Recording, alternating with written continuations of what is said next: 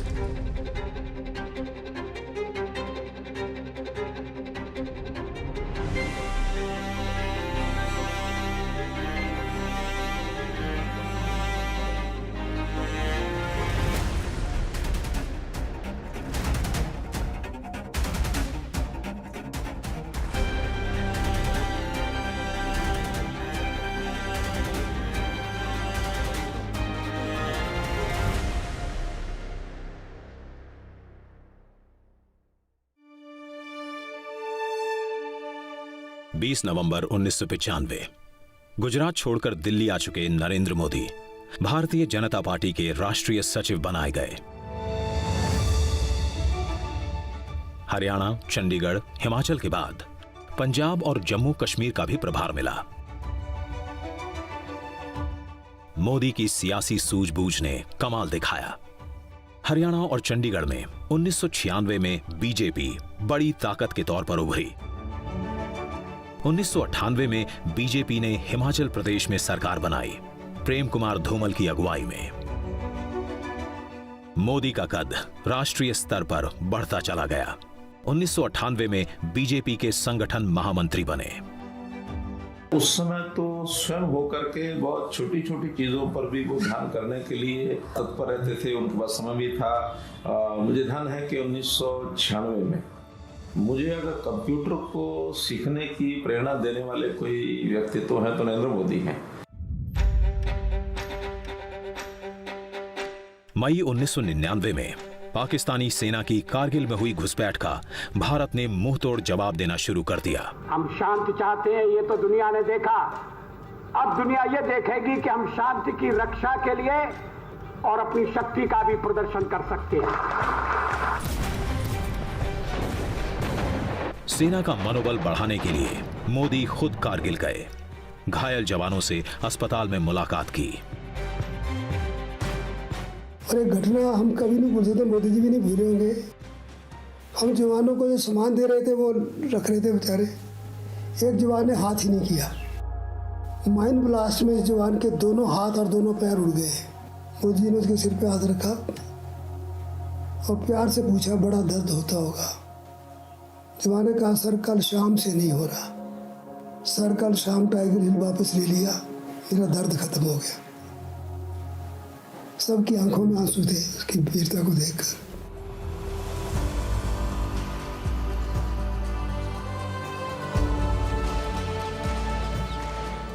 कारगिल से पाकिस्तानी घुसपैठियों को भारतीय सेना ने मार भगाया।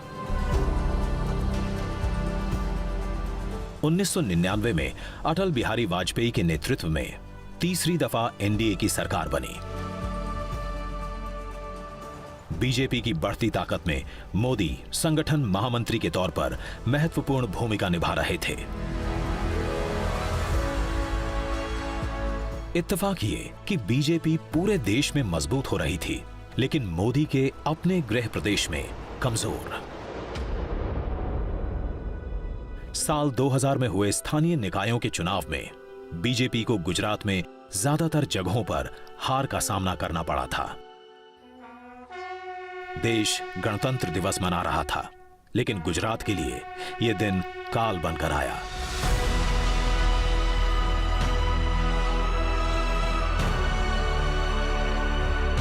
जबरदस्त भूकंप के कारण 10,000 से अधिक लोगों की जान गई। बहुत ध्वस्त हो गया था। अंजार में तो स्कूल पूरी की पूरी और बच्चे भी थे उनमें समाप्त हो गए थे। तो ऐसी खराब हालत थी उन दिनों में कि पता नहीं था कि इसमें क्या करें। कच्छ में जान माल का सबसे अधिक नुकसान हुआ। भुज की पुनर्रचना कैसे होनी चाहिए, उन्होंने कहा था कि अलग जगह पर बड़ी जगह लेकर गांवों की पुनर्रचना करनी चाहिए और शहरों जैसी रचना करनी चाहिए। बड़े रास्ते होने चाहिए, गटर होनी चाहिए और विद्यालय होने चाहिए। आज हमें लगता है कि कच्छ में कभी भूकंप हुआ ही नहीं। तो ये जो संस्कृति है, कल्चर है, वो उनके दिमाग में है। आपत्ति को अवसर में बदलना, ये दो जीवन सूत्र नरेंद्र मोदी के पूरी राजनीतिक और सामाजिक जीवनी में है। भूकंप के इस कालखंड में राहत और बचाव कार्यों में राज्य सरकार की शिथिलता को लेकर गुजरात के मुख्यमंत्री केशुभाई पटेल पर गंभीर सवाल उठे। सितंबर महीने में साबरकांठा की लोकसभा सीट और साबरमती की विधानसभा सीट पर उपचुनाव हुए। दोनों जगह पार्टी की हार हुई। पार्टी के अंदर चिंतन का सिलसिला शुरू हुआ। 1 अक्टूबर 2001 माधवराव सिंधिया के साथ विमान दुर्घटना में मारे गए कैमरामैन गोपाल सिंह बिष्ट का दिल्ली में अंतिम संस्कार हो रहा था। नरेंद्र मोदी भी वहीं मौजूद थे। उनके मोबाइल फोन की घंटी बजी। लाइन पर थे प्रधानमंत्री वाजपेयी। कहा, शाम में मिलने के लिए आओ। मोदी वाजपेयी से मिलने गए। गुजरात वापस लौटने का फरमान मिला। तौर पर नरेंद्र दामोदर दास मोदी ईश्वરના નામે સોગંદ લઉં છું કે કાયદાથી સ્થાપિત ભારતના સાચી શ્રદ્ધા અને નિષ્ઠા ધરાવીશ। હું ભારતના સાર્વભૌમત્વનું અને અખંડતાનું સમર્થન કરીશ અને હું તરીકેના મારા मां ने आशीर्वाद के साथ, बेटा अलने के 6 महीने के अंदर मोदी को सदन का सदस्य बनना था। आगे साबरमती एक्सप्रेस के जुलाई 2002 में गुजरात विधानसभा सवार हुए। गुजरात नाम दिया गौरव यात्रा। हमने क्या किया है? मेडिकल कॉलेजों की संख्या में भारी भरकम इजाफा। रर्बन मिशन, शहर जैसी सुविधाएं गांव में।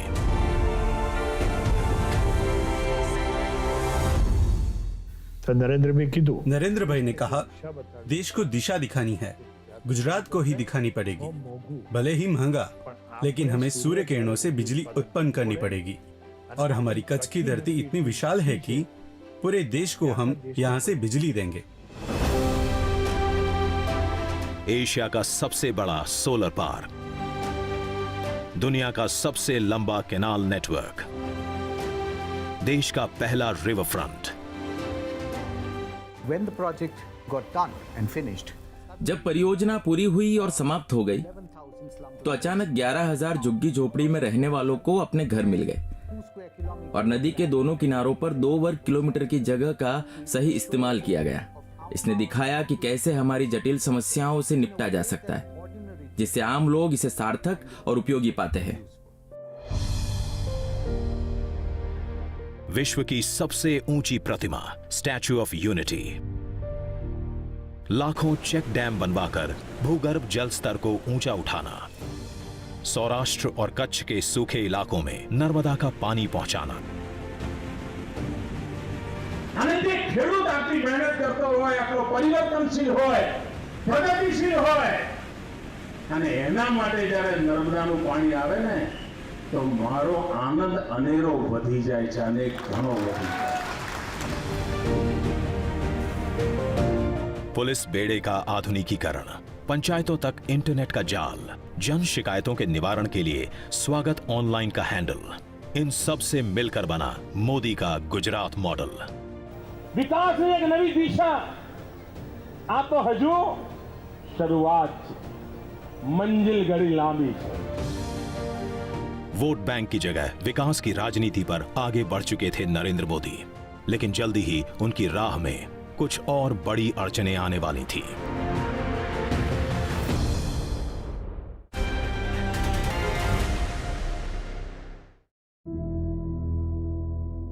गुजरात के मुख्यमंत्री के तौर पर नरेंद्र मोदी को धरने पर बैठने के लिए मजबूर होना पड़ा। मुख्यमंत्री ने अपने स्टेट के लिए उपवास किया हो, अभी तक एक ही दाखिला है, वो नरेंद्र भाई मोदी का है। केंद्र सरकार थी कांग्रेस की, बांध की ऊंचाई बढ़ाने के लिए यहां पर पास किया, पूरा गुजरात जाग गया। वजह थी मनमोहन सिंह की अगुवाई वाली यूपीए सरकार की तरफ से लगाई गई अड़चन, जिसके कारण सरदार सरोवर बांध की ऊंचाई नहीं बढ़ाई जा सकती थी। અને નર્મદાનું 110 મીટરનું ક્લિયરન્સ મળે તો હું ગુજરાતની ધરતીને વચન આપવા માંગુ છું, જે દિવસે બાંધકામ શરૂ થાય એના 150મા દિવસે ગુજરાતમાં વીજળીનો પણ ધોધ વહેતો થઈ જાય, આજથી અમે તૈયારી કરી।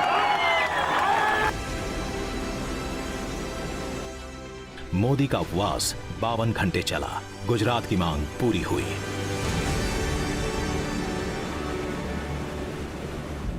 सबका साथ सबका विकास का नारा लेकर आगे बढ़ रहे थे नरेंद्र मोदी। इसी दौरान 2007 का विधानसभा चुनाव आया। विपक्ष एक बार फिर से हमलावर। गुजरात की सरकार चलाने वाले झूठे, बेईमानी, डर और मौत के सौदागर हैं। लेकिन जनता का भरोसा मोदी पर।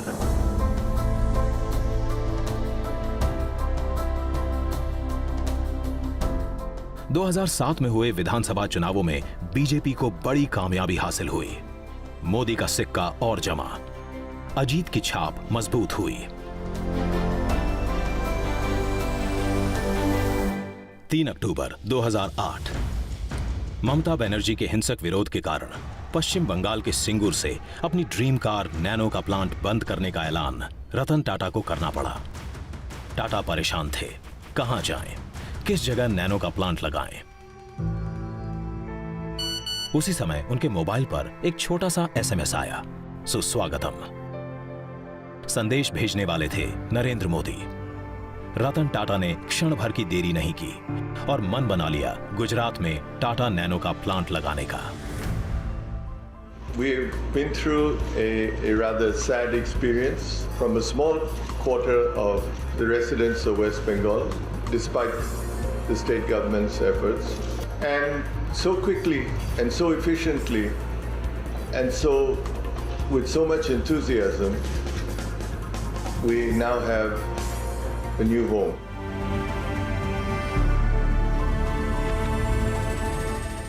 17 सितंबर 2011 मोदी अपना 61वां जन्मदिन मना रहे थे, लेकिन अनूठे ढंग से। अपने जन्मदिन के मौके पर मोदी ने 3 दिन के सद्भावना उपवास की शुरुआत की। उद्देश्य था गुजरात में शांति और सद्भाव को मजबूत करना। अहमदाबाद के बाद मोदी गुजरात के हर जिले में गए। समाज के सभी वर्गों में आपसी विश्वास बढ़ा। मोदी पर देश दुनिया का भी भरोसा बढ़ने लगा। अंतर्राष्ट्रीय पत्रिका टाइम ने 16 मार्च 2012 के अपने अंक में मोदी को कवर पर जगह दी। टिप्पणी थी, मोदी मीन्स बिजनेस। एक मत गुजरात भाजपा सरकार के नारे के साथ नरेंद्र मोदी चुनाव मैदान में उतरे, जीत की हैट्रिक लगाई। मोदी को देश के अगले पीएम के तौर पर देखा जाने लगा। कई राज्यों से जो लोग आते थे हमें बोलते थे कि मोदी जैसा काश हमारे सीएम होते तो हमारा भी राज्य ऐसा होता। ठीक है, अगली बार हम उनको प्रधानमंत्री बनना चाहते हैं।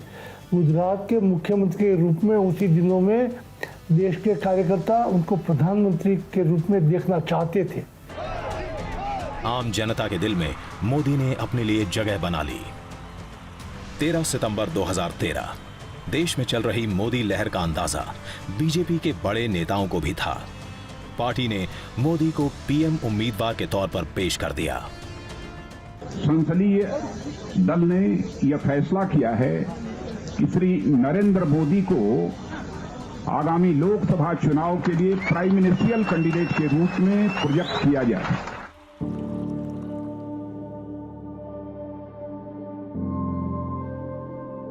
जो कभी चाय लेकर ट्रेन के पीछे भागता था, उसके पीछे अब जन सैलाब था। नरेंद्र मोदी का चुनावी अभियान जोर शोर से शुरू हो गया। कहीं चाय पर चर्चा, कहीं रोड शो, कहीं पर जनसभा, तो कभी 3D रैली, अलग अलग भाषा, वेशभूषा। नरेंद्र मोदी देश के हर हिस्से में प्रचार के लिए गए, लेकिन हर जगह सभा में गूंज एक ही। 16 मई 2014 मतगणना शुरू हुई। लोकसभा की 543 सीटों में से एनडीए ने 336 पर जीत दर्ज की। अकेले बीजेपी को 282 सीटें मिली। पहली बार ऐसा हुआ जब बीजेपी खुद अपने बूते पर सरकार बनाने की हालत में थी। नरेंद्र मोदी वाराणसी और वडोदरा दोनों सीटों पर रिकॉर्ड मतों से जीते।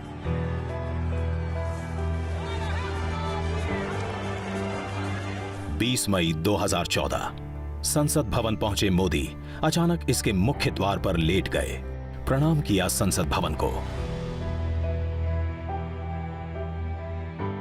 आखिर प्रजातंत्र की खासियत ही थी, जो वडनगर के एक गरीब घर में जन्मा हुआ व्यक्ति पूरे देश की बागडोर संभालने जा रहा था। बीजेपी के संसदीय दल के नेता के तौर पर मोदी का चुनाव हुआ।